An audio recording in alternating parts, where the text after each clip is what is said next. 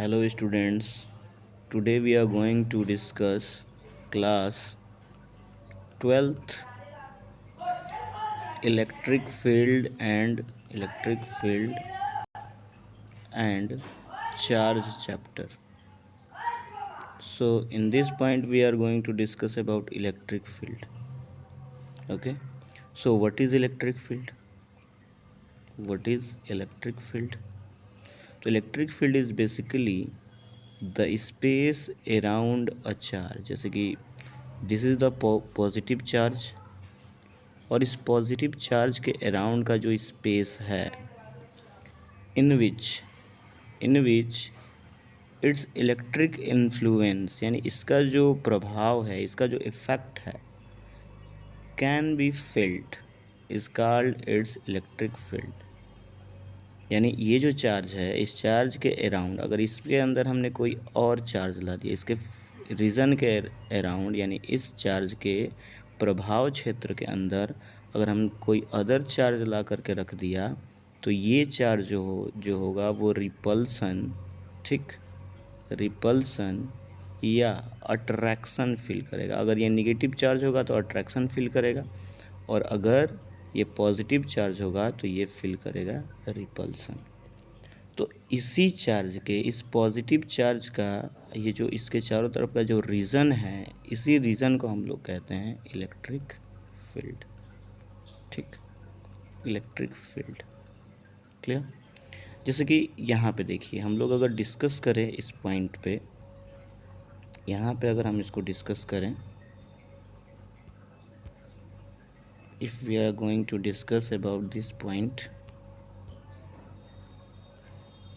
okay, so यहाँ पे देखिए, यहाँ पे एक चार्ज पॉजिटिव चार्ज ये है और दूसरा पॉजिटिव चार्ज ये है। ये जो पॉजिटिव चार्ज है, ये जो पॉजिटिव चार्ज है ये इस चार्ज पे इस डायरेक्शन में फोर्स अप्लाई कर रहा है और ये जो पॉजिटिव चार्ज है इस चार्ज पे इस डायरेक्शन में फोर्स अप्लाई कर रहा है।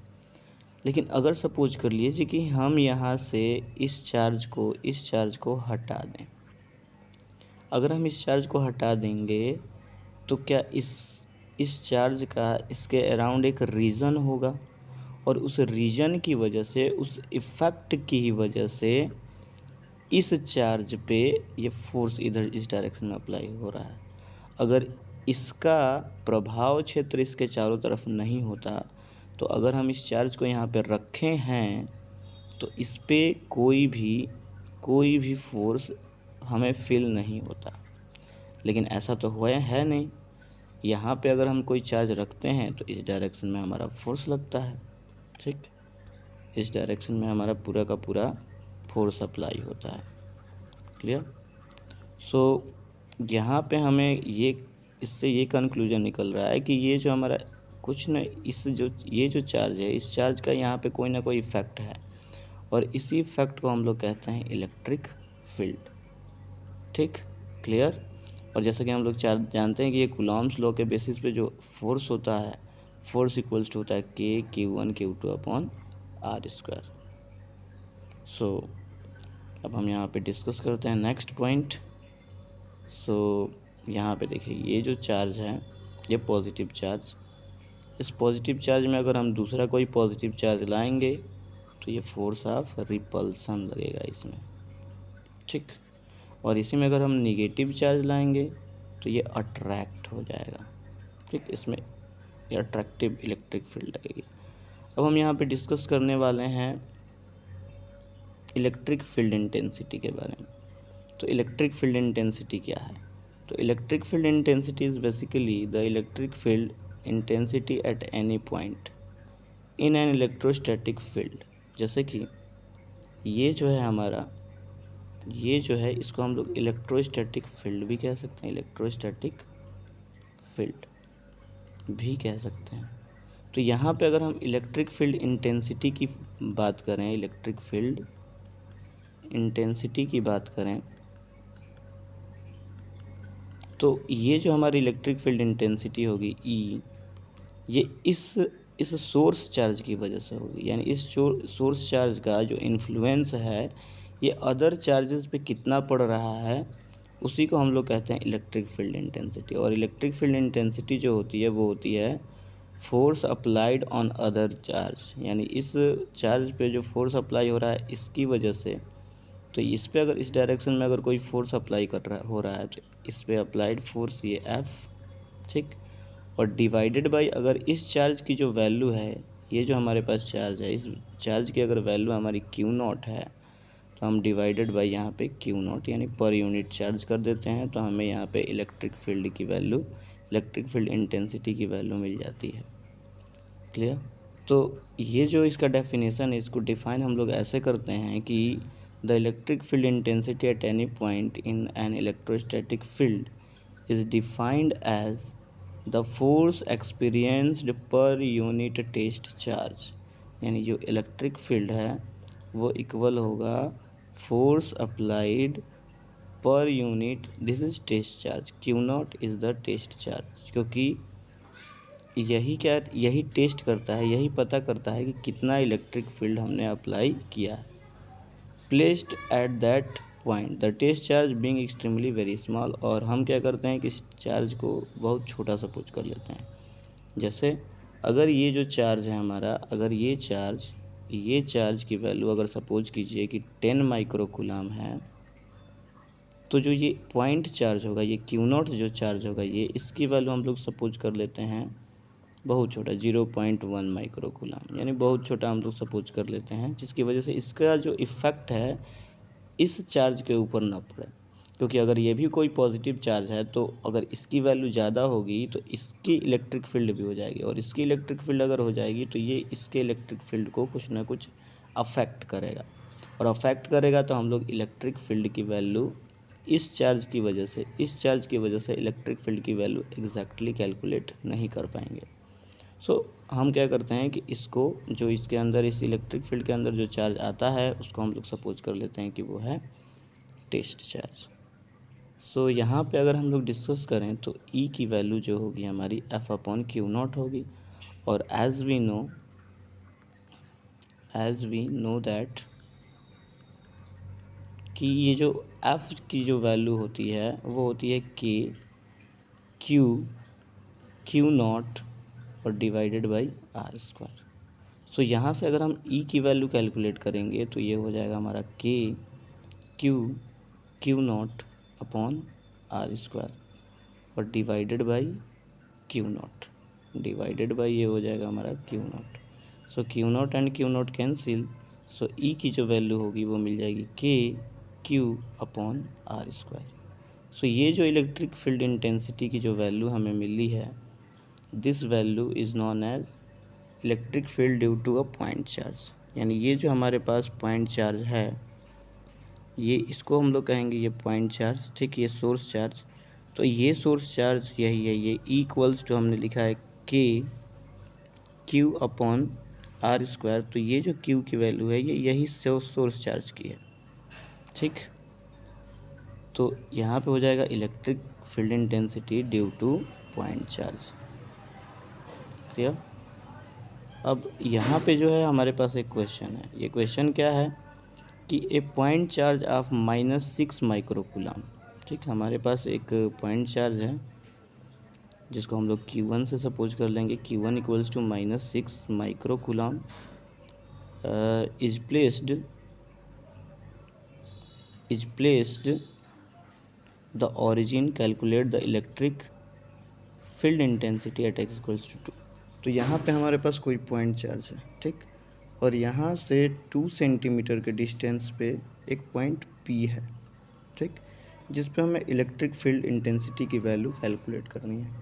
तो हम ये जो चार्ज है ये -6 माइक्रोकूलम का है, -6 × 10⁻⁻⁶ कूलम हो जाएगा ये, क्योंकि 1 माइक्रोकूलम इक्वल्स टू हम लोग जानते हैं कि 10⁻⁻6 कूलम होता है।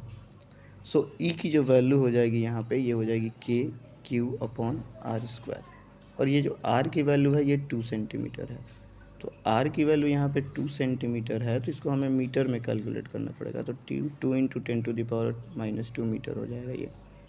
तो वैल्यू हो जाएगी हमारी E इक्वल्स टू, K की वैल्यू होती है 9 × 10⁹ और Q की जो वैल्यू है वो है इसमें गिवन है 6 और इंटू 10⁻⁻6 और डिवाइडेड बाई आर स्क्वायर, आर की वैल्यू है 2 इंटू 10⁻⁻2 और इसका स्क्वायर। सो हमें वैल्यू यहाँ पे मिल जाएगी 9 इंटू 10⁻9 - 6 3, ठीक। और दिस विल बी 6 अपॉन 2 का स्क्वायर हो जाएगा 4 और ये 10⁻⁻4। सो अगर हम इसको कैंसिल करें तो ये हो जाएगा 3 और ये हो जाएगा 2 और 2 से अगर हम इसको कैंसिल करेंगे तो 4 पॉइंट हमें मिलेगा 5 और 3 से अगर मल्टीप्लाई कर देंगे तो ये हो जाएगा 13.5 और ये 10⁻⁻4 ऊपर जाएगा तो 10⁻+4, तो 3 और ये +4 ये हो जाएगा 7 न्यूटन पर कूलम, या इसको ऐसा भी लिख सकते हैं हम 1.35 इंटू 10⁸ न्यूटन पर कूलम। सो ये था हमारा फर्स्ट क्वेश्चन। इसके बाद है ये हमारे पास सेकंड क्वेश्चन। इसमें बोला है कि 2 point charges magnitude 2 into 10⁻⁻7 and 8.5 into 10⁻⁻8, यानी यहाँ पे है एक 2 इंटू 10⁻⁻7 कूलम का चार्ज और यहाँ से कुछ 12 सेंटीमीटर के डिस्टेंस पे एक अदर चार्ज है जो कि है 8.5 10⁻⁻8 coulomb are placed at 12 centimetre from the first is the field intensity of charge at the site of the other. यानी इस चार्ज की वजह से इसको हम लोग Q1 सपोज कर लेते हैं और इसको हम सपोज कर लेते हैं Q2, ठीक। तो हमें बताना है कि इस Q1 की वजह से इस पे कितना इलेक्ट्रिक फील्ड की वैल्यू लगेगी E1 और इस Q2 की वजह से इस पे कितना इलेक्ट्रिक फील्ड की वैल्यू अप्लाई होगी। तो अगर हम E1 की वैल्यू कैलकुलेट करना चाहते हैं तो K ये हो जाएगा Q1 अपॉन R स्क्वायर। तो 9 इंटू 10⁹, Q1 की वैल्यू है कितनी 2 इंटू 10⁻⁻7 और R स्क्वायर की वैल्यू है 12 सेंटीमीटर, तो 12 सेंटीमीटर है तो 12 इंटू 10⁻⁻2 मीटर हो जाएगा, ठीक। और इसका हम कर देंगे स्क्वायर, तो इसकी वैल्यू हो जाएगी 9 10⁻2 इंटू 2, क्योंकि 9 में से 7 माइनस होगा तो 2 ही होगा और 12 का स्क्वायर हो जाएगा 144 और 10⁻⁻4। इसको जब हम कैंसिल करेंगे तो ये हो जाएगा आपका 3 से कैंसिल करेंगे तो 3, ये हो जाएगा 3 4 जा 12 और 3 8 जा 24। अगर 3 से फिर इसको कैंसिल करेंगे तो ये हो जाएगा हमारा 16 और ये 2 से ये कैंसिल होगा 8 टाइम्स में, तो ये हो जाएगा हमारा 1/8 और 10⁻6। या हम इसको ऐसे लिख सकते हैं 0.1 2 और 5 इंटू 10⁻6। इसको ऐसे लिख सकता है 1.25 और इंटू 10⁻5 न्यूटन पर कूलम, ठीक। अब इसकी वजह से Q2 की वजह से Q1 पे क्या अप्लाई होगा, ठीक। तो यहाँ पे अगर हम इसको सॉल्व करें E2 की वैल्यू तो ये हो जाएगी K Q2 upon R square. इसको भी वैसा ही कैलकुलेट करेंगे 9 इंटू 10⁻9 इंटू ये हो जाएगा हमारा 8.5 into 10⁻8 divided by R square यानी 12 इंटू 10⁻6 -2 स्क्वायर। तो everyone, this is your homework. Solve this question and comment it in the comment box. Okay, thank you and Jai Hind.